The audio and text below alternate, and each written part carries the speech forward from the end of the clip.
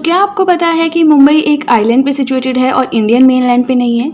और जिस आइलैंड पे मुंबई सिचुएटेड है वो इंडिया का मोस्ट पॉपुलस आइलैंड है? नहीं पता। देखिए, हम जब भी आइलैंड्स ऑफ इंडिया के बारे में पढ़ते हैं तो हम सिर्फ दो चीज़ों के बारे में, या कह लीजिए दो आइलैंड्स के बारे में पढ़ते हैं, टू ग्रुप ऑफ आइलैंड्स के बारे में पढ़ते हैं। एक है अंडमान एंड निकोबार आइलैंड और एक है लक्षद्वीप आइलैंड। लेकिन क्वेश्चन अब, जैसे कि आपको पता है, ट्रेंड चेंज होता रहता है। अब क्वेश्चंस इन दोनों आइलैंड से कम बनते हैं। और जो आपका इंटरेस्टिंग पार्ट ये है कि जो बहुत सारे आइलैंड्स ऐसे भी हैं जो इंडिया के पास हैं लेकिन जिनके बारे में हम स्टडी नहीं करते हैं। जैसे कि क्या आपको पता है कि एक आइलैंड ऐसा है जहाँ पे सिर्फ वाइट सैंड पाई जाती है? या फिर एक आइलैंड ऐसा है जिसका नाम हमारे इंडियन प्रेसिडेंट के नाम पे रखा गया है? या फिर क्या आप जानते हैं एक ऐसी आइलैंड का नाम जिसे कल्चरल कैपिटल ऑफ असम भी कहा जाता है? या फिर एक ऐसा आइलैंड जो कभी अपीयर होता है कभी डिसअपीयर होता है और उस पर दो कंट्रीज का एक विवाद बना हुआ है? या फिर क्या आप जानते हैं एक ऐसा आइलैंड भी है जिसके ऊपर सैटेलाइट लॉन्च सेंटर एस्टेब्लिश्ड है या सिचुएटेड है? देखिए, हम आज के वीडियो में क्या पढ़ेंगे, हम पढ़ेंगे आइलैंड्स ऑफ इंडिया के बारे में, ठीक है, जो कि मेन दो तो हमें पढ़ने ही पढ़ने हैं, अंडमान एंड लक्षद्वीप के बारे में। तो इनके बारे में मैंने 4-5 वेबसाइट्स प्लस मेरे पास जो भी बुक्स थी उनमें से डेटा कलेक्ट किया है। कोशिश की है कि ज़्यादा से ज़्यादा आपको पॉइंट्स प्रोवाइड करवा सकूँ एक ही जगह पर, ताकि आपको इधर उधर ना भटकना पड़े। बट सिर्फ इन दो आइलैंड्स के बारे में हम आज नहीं पढ़ेंगे, इसके अलावा 7 आइलैंड्स और ऐसे हैं जिनके बारे में हम पढ़ेंगे, जिनके बारे में मैंने अभी डिस्कस किया, प्लस 4-5 छोटे छोटे आइलैंड्स जो कहाँ पे सिचुएटेड हैं, हम ये पढ़ेंगे। वीडियो थोड़ी लंबी हो सकती है बट आप पेशेंस बना के रखिए, पेपर और पेन अपने साथ में रखिए, क्योंकि जैसे ही आपकी वीडियो कंप्लीट होगी, बिलीव मी, आपको बहुत कुछ सीखने को मिलेगा। सेकेंडली, आइलैंड से कोई भी क्वेश्चन आता है कहीं भी, 99% आप उसे कर पाएंगे, बाकी 1% you never predict the commission, right? तो चलिए स्टार्ट करते हैं। पेपर पेन अपने साथ में रखिए, नोट्स मेंटेन करते रहिए, बिकॉज बहुत सारी जगह से मैंने कलेक्ट करके डेटा बनाया है, तो आपको कहीं भी और भटकने की ज़रूरत नहीं है। इस वीडियो को पूरी देख लीजिए, ना आपको यूट्यूब पे कुछ सर्च करने की ज़रूरत है, ना आपको गूगल पे जाने की ज़रूरत है, ना आपको किसी यूपीएससी की वेबसाइट पर जाने की ज़रूरत है, ना आपको विकीपीडिया पर जाने की ज़रूरत है, ठीक है? आई नो इंट्रोडक्शन थोड़ा लंबा हो गया बट चलिए अब हम मेन कंटेंट स्टार्ट करते हैं। आज का वीडियो है हमारा आइलैंड्स ऑफ इंडिया के बारे में। तो हम मेनली पढ़ क्या रहे थे? हम पढ़ रहे थे फिजियोग्राफी ऑफ इंडिया। हमने फिजियोग्राफिक डिविजन्स ऑफ इंडिया पढ़े, हमने द हिमालयाज के बारे में पढ़ा, हमने कोस्टल प्लेन्स के बारे में पढ़ा, the great plains of India के बारे में पढ़ा, इंडियन प्लेटूज जो पेनिनसुलर प्लेटूज हैं उनके बारे में पढ़ा। अब ये 5th और लास्ट पार्ट है हमारा फिजियोग्राफिक डिवीजन ऑफ इंडिया का, जो कि है आइलैंड्स ऑफ इंडिया। अब आइलैंड्स के बारे में हमने इतनी बात की, बट सबसे पहले तो ये पता होना चाहिए कि एक आइलैंड होता क्या है, ठीक है? आइलैंड को आई थिंक हिंदी में द्वीप कहते हैं, यस द्वीप कहते होंगे। तो आइलैंड होता क्या है पहले तो ये पता होना चाहिए, उसके बाद की स्टोरी फिर ये कौन है कहाँ है वो हम बाद में देखेंगे, ठीक है? तो आइलैंड होता है body of land surrounded by water. Land यानी ज़मीन का एक ऐसा पार्ट जिसके चारों तरफ वाटर है, ठीक है? उसे हम क्या कहते हैं? आइलैंड या द्वीप कहते हैं। अब ऐसे ही द्वीपों के बारे में हम पढ़ेंगे जो इंडिया के पास हैं, या जो इंडिया के टेरिटरी के अंडर हैं, या फिर जो इंडिया के कंट्रोल में हैं। फाइन, तो देखिए यहाँ पे मैंने एक रफ सा मैप बनाया है इंडिया का, ठीक है? साउदर्न इंडिया कह लीजिए, पूरा तो नहीं बनाया है। तो इसके ईस्ट में क्या आता है? बे ऑफ बंगाल यानी कि बंगाल की खाड़ी, और वेस्ट में क्या आता है? अरेबियन सी यानी कि अरब का सागर या अरब सागर कह लीजिए। तो जो बे ऑफ बंगाल है, यहाँ पे कौन से आइलैंड्स हैं? यहाँ पे कुछ ग्रुप ऑफ आइलैंड्स हैं जिन्हें हम कहते हैं अंडमान एंड निकोबार्स आइलैंड। मैं थोड़ा शॉर्टकट अपना दी तो मैंने यहाँ पे अंडमान से लिख दिया है, बट आपने ऐसे नहीं लिखना है, आपने लिखना है अंडमान एंड निकोबार्स आइलैंड। कहाँ पे है? बे ऑफ बंगाल में है। ये ग्रुप ऑफ आइलैंड्स ऐसे नहीं है 10 हैं 20 है, बहुत सारे आइलैंड्स हैं यहाँ पे, बट रहते लोग कम पे हैं क्योंकि ये अलग अलग कहानी है, वो हम पढ़ेंगे। फिर है लक्षद्वीप। लक्षद्वीप जो है अरब सागर में है, ये भी ग्रुप ऑफ आइलैंड्स हैं। तो बस अब हमें इन दोनों के बारे में पढ़ना है। इसके अलावा काफ़ी ज़्यादा और आइलैंड्स जिनके बारे में हम स्टडी नहीं करते हैं और ट्रेंड ये चल रहा है कि क्वेश्चन वहाँ से आता है, तो उसके बारे में भी पढ़ना है। तो देखिए, सबसे पहले हम पढ़ेंगे अंडमान एंड निकोबार आइलैंड्स के बारे में। तो ये तो फैक्चुअल डेटा है, बस हम एक बार मैं आपको बताती जाऊंगी, आप साथ में नोट्स बनाते रहिए, इसमें समझने वाली कोई चीज़ नहीं है। बस आपको ये पता होना चाहिए कि अंडमान एंड निकोबार आइलैंड्स हैं कहाँ पे, राइट? तो देखिए, बे ऑफ बंगाल में है, ये तो आपको पता है। So Andaman are a group of 572 islands, 572 islands approximately का ग्रुप है ये, ठीक है? Formed by volcanic activity. Volcanic activity क्या होती है? जब ज्वालामुखी फटता है ना, तो वहाँ पे क्या होता है? गैसेस बाहर निकलती हैं, फिर बहुत साल मिलियंस बिलियंस ऑफ ईयर्स हो जाते हैं, फिर वहाँ पे वो ज़मीन बन जाती है। तो जो हमारे अंडमान एंड निकोबार आइलैंड्स हैं, ये भी वोल्केनो से ही बने हुए हैं, बट ऐसा नहीं कि 10 साल में, 50 साल या 100 सालों में, इतने जल्दी नहीं बनते, मिलियंस ऑफ ईयर्स लग जाते हैं, ठीक है?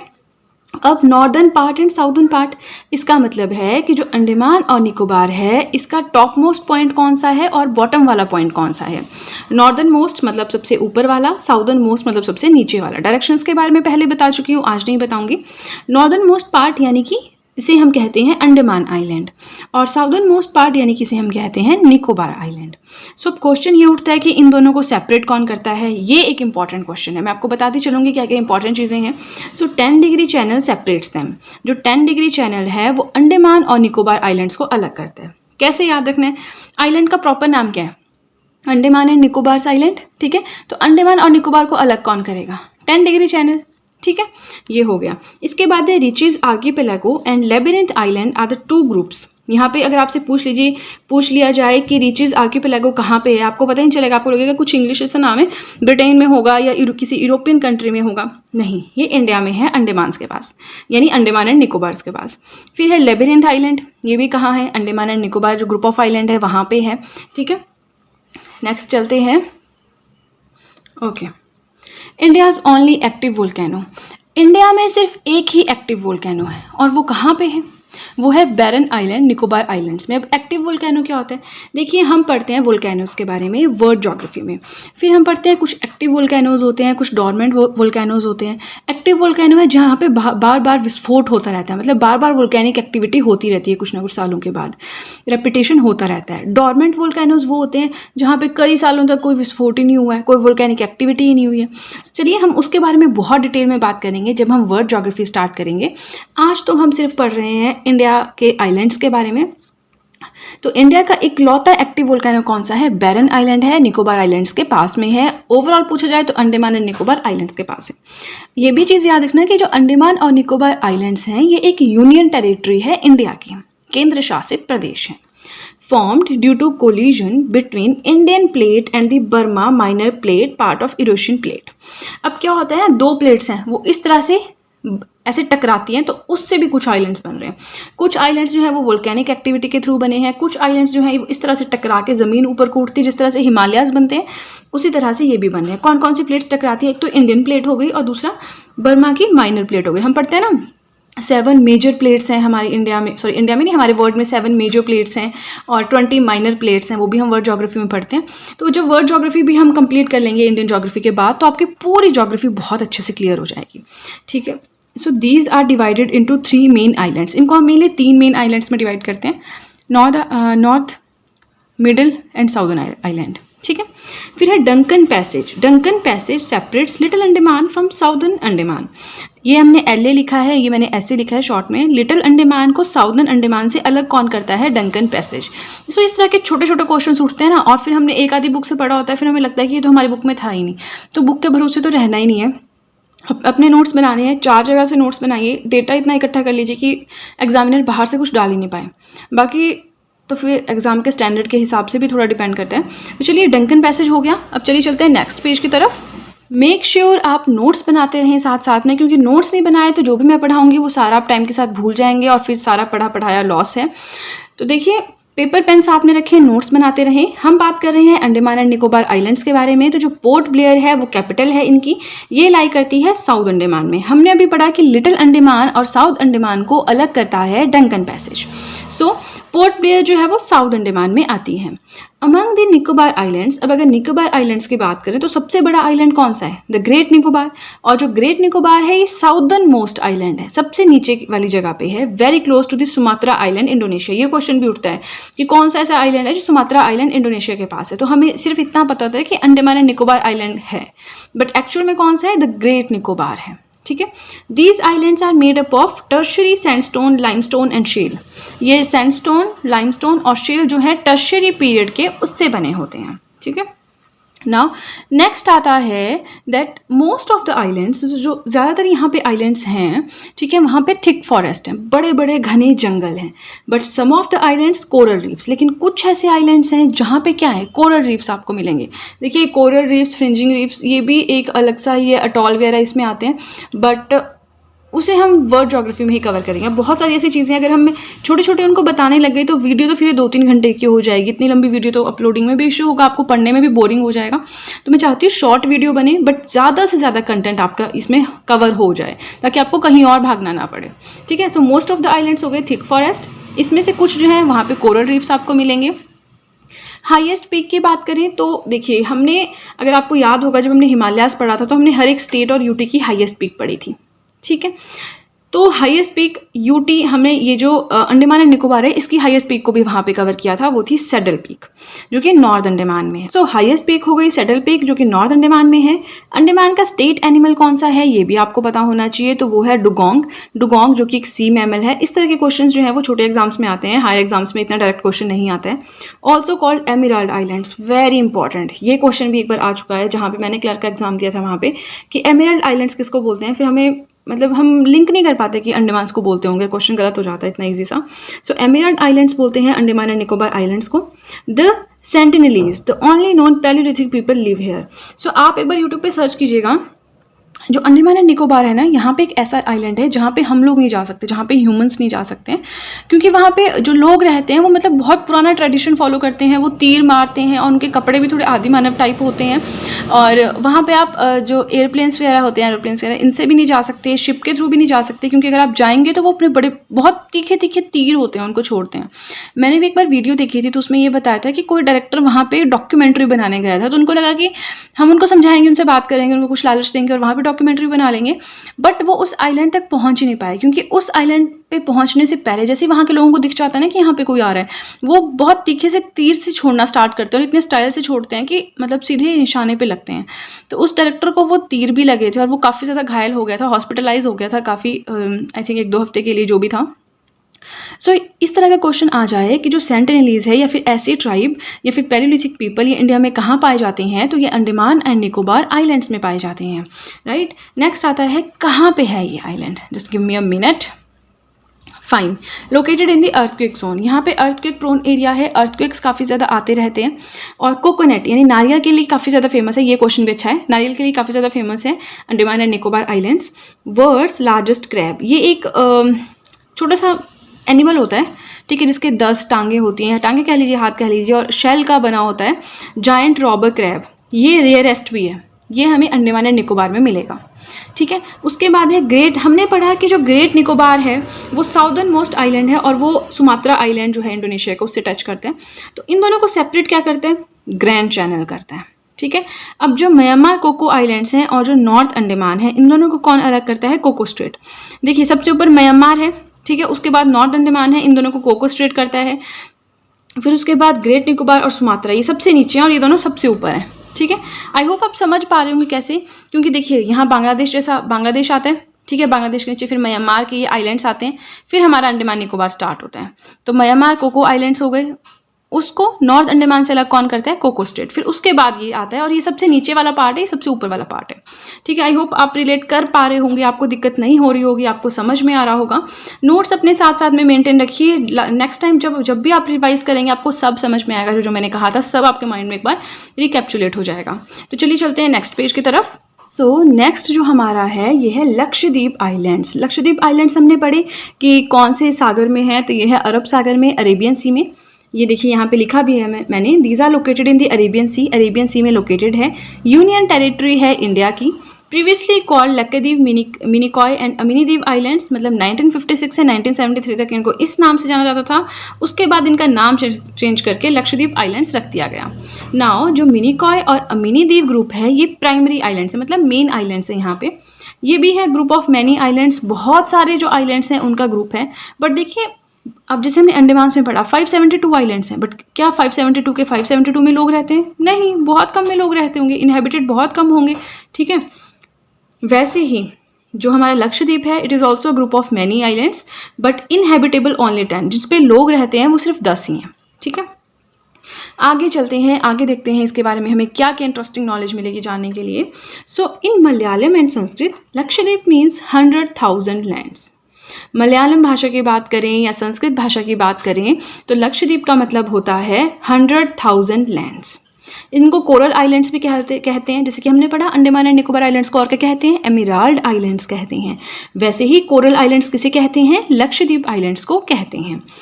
अब इसका भी हम नॉर्दर्न मोस्ट पॉइंट और साउदर्न मोस्ट पॉइंट पढ़ेंगे, ठीक है।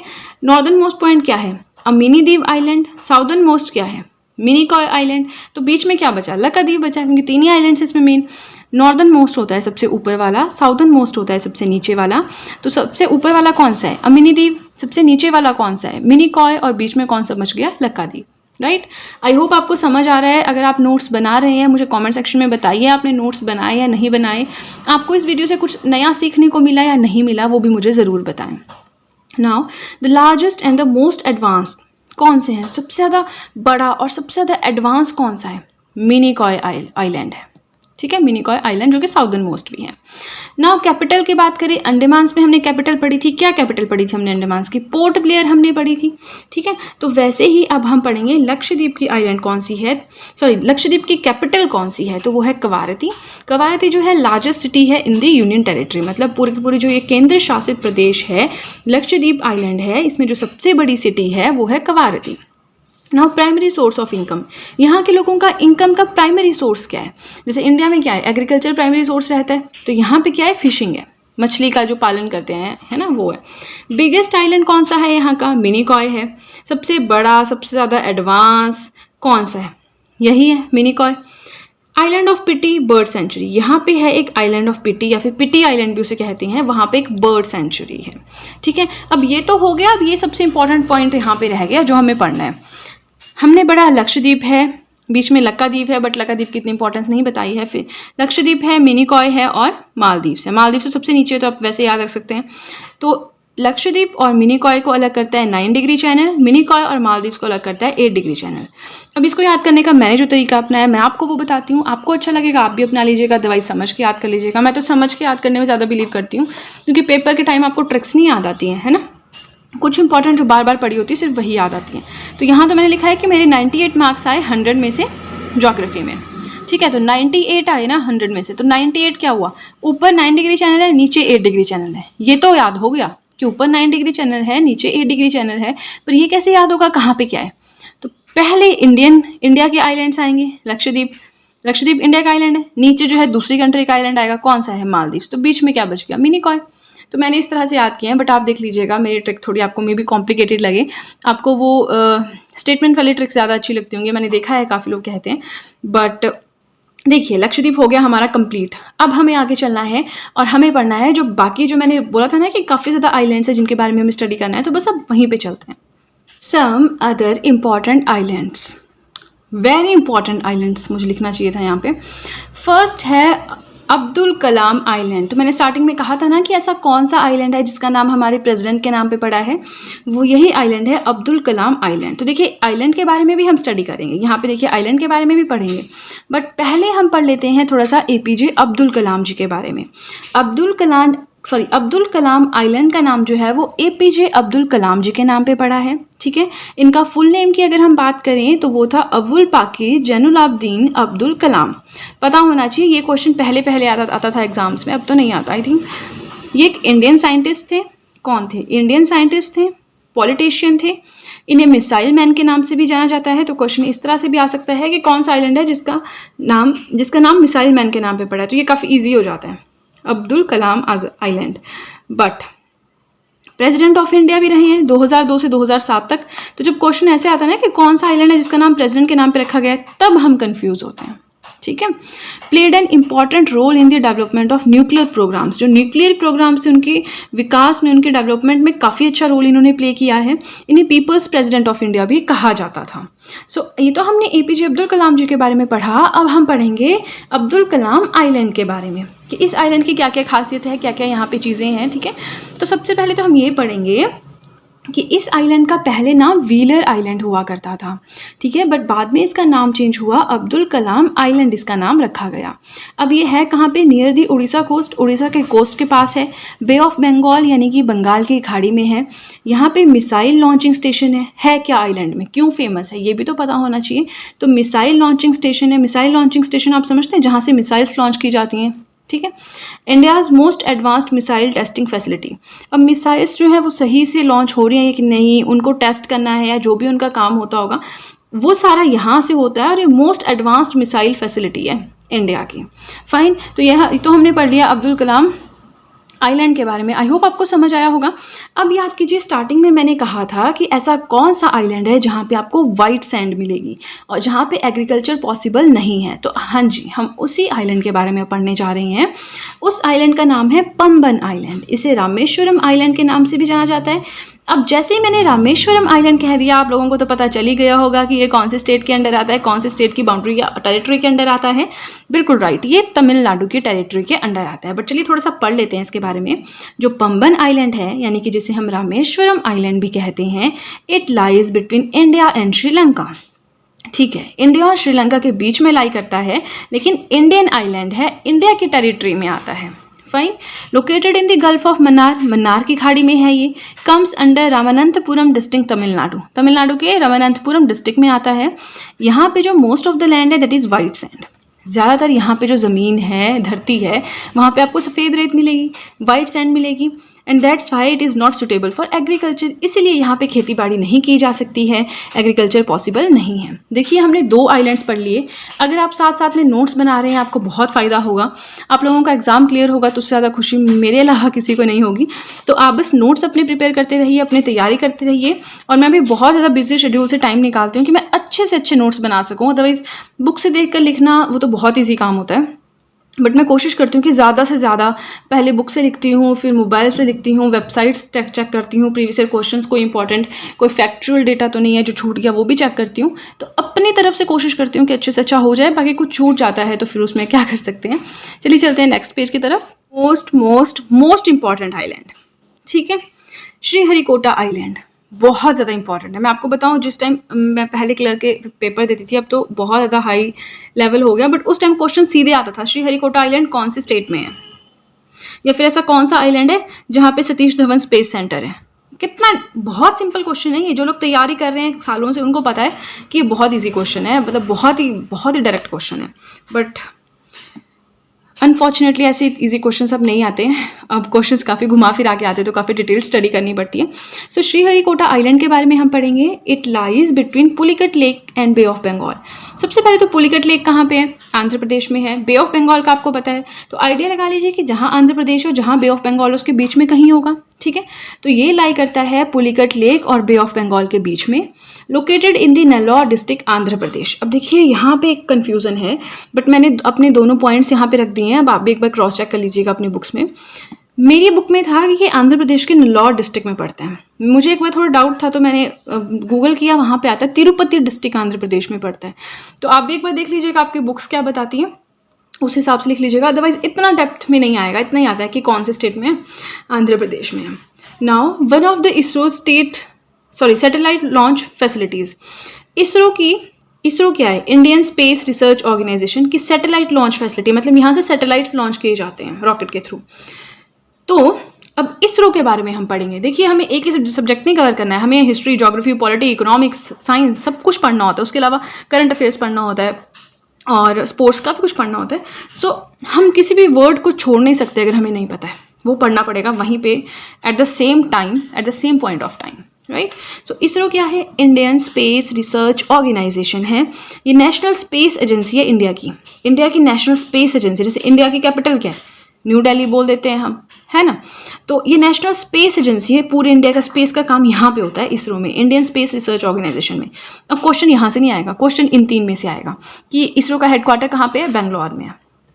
अब आज का क्वेश्चन चले कि कौन से डिपार्टमेंट के अंडर आता है? डिपार्टमेंट ऑफ स्पेस के अंडर आता है। कब बना है? 1969 15 अगस्त को बना है। ठीक है, ये आप अलग से ब्लॉक बना के लिख लीजिएगा। इसके बाद हम पढ़ेंगे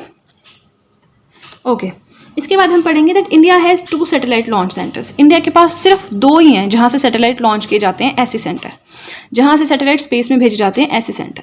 अब आप सोच रहे होंगे हमें क्या करना है, हम तो श्रीहरिकोटा आइलैंड के बारे में पढ़ रहे हैं, हम क्यों पढ़ें इन 2 सैटेलाइट लॉन्च सेंटर्स के बारे में? तो उसका भी एक रीज़न है। उसका रीज़न ये है कि जो ये सेकंड वाला है ये श्रीहरिकोटा आइलैंड के ऊपर है, यहाँ से क्वेश्चन आता है। बट अब जब एक पढ़ रहे हैं दूसरा भी पढ़ लीजिए, वहाँ से भी क्वेश्चन आ सकता है। ट्रेंड तो आपको पता है कितना टफ हो गया एग्जाम्स आजकल।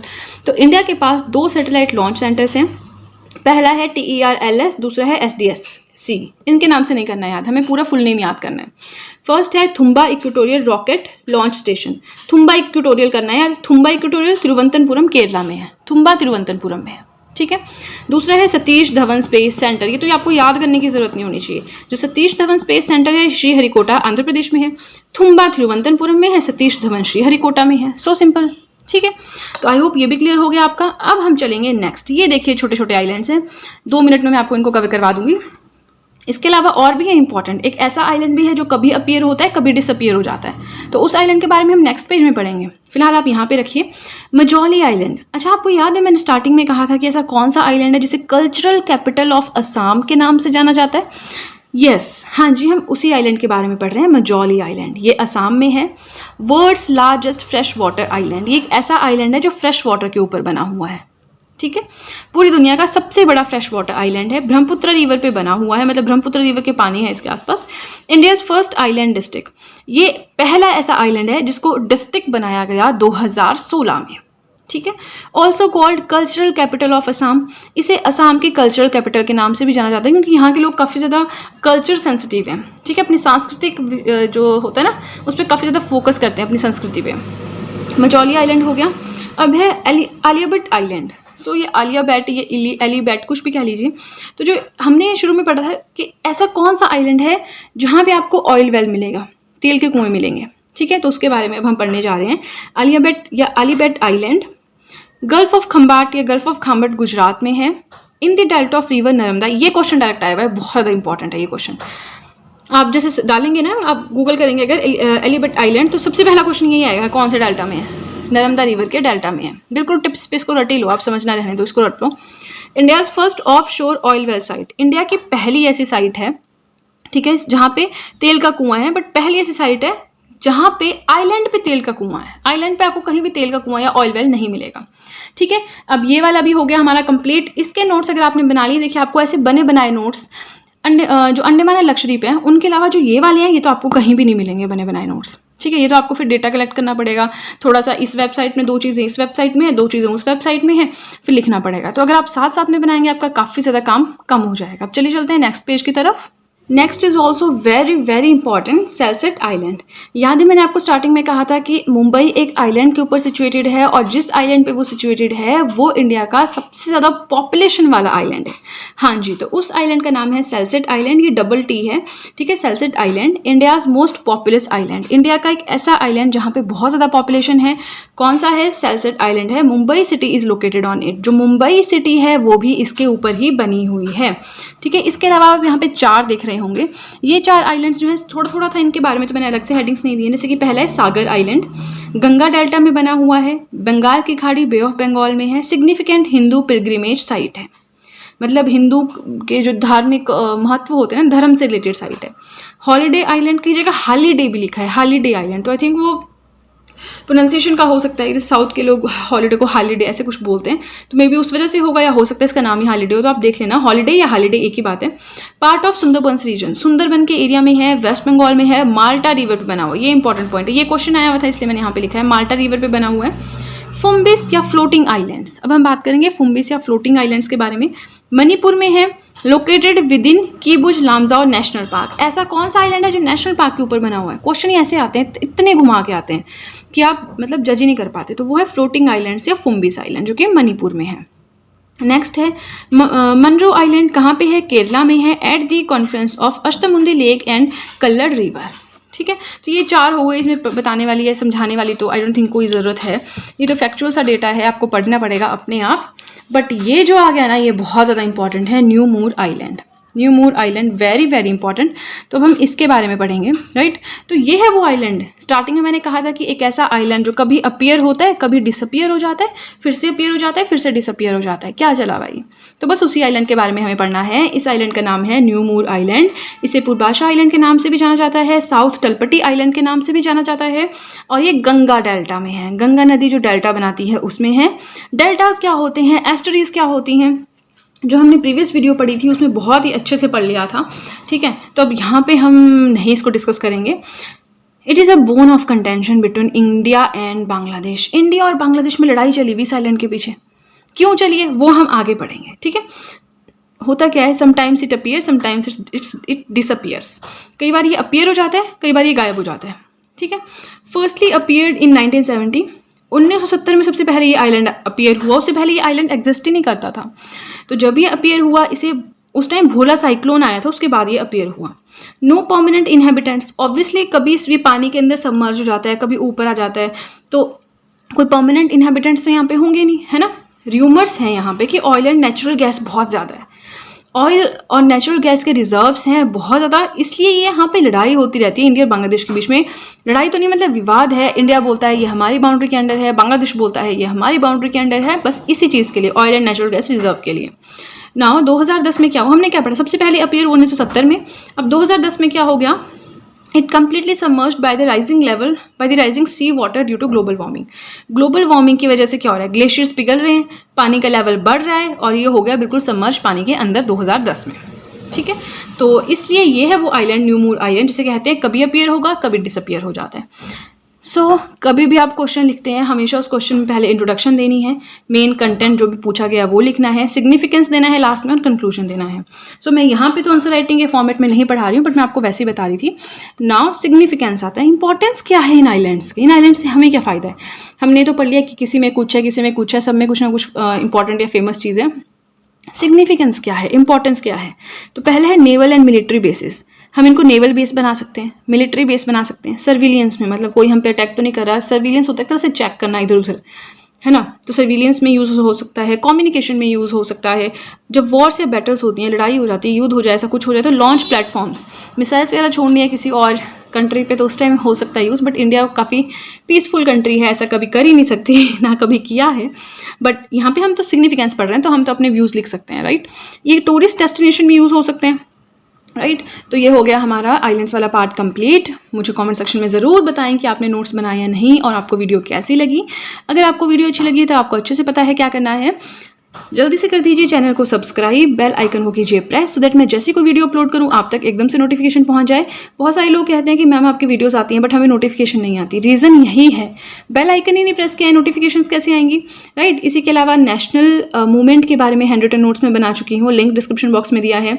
Polity hand written notes complete कर चुकी हूँ। इंटरनेशनल ऑर्गेनाइजेशन जैसे कि WTO है, वर्ल्ड हेल्थ ऑर्गेनाइजेशन है, इंटरनेशनल लेबर ऑर्गेनाइजेशन है, ये सब कुछ मैं पढ़ा चुकी हूँ।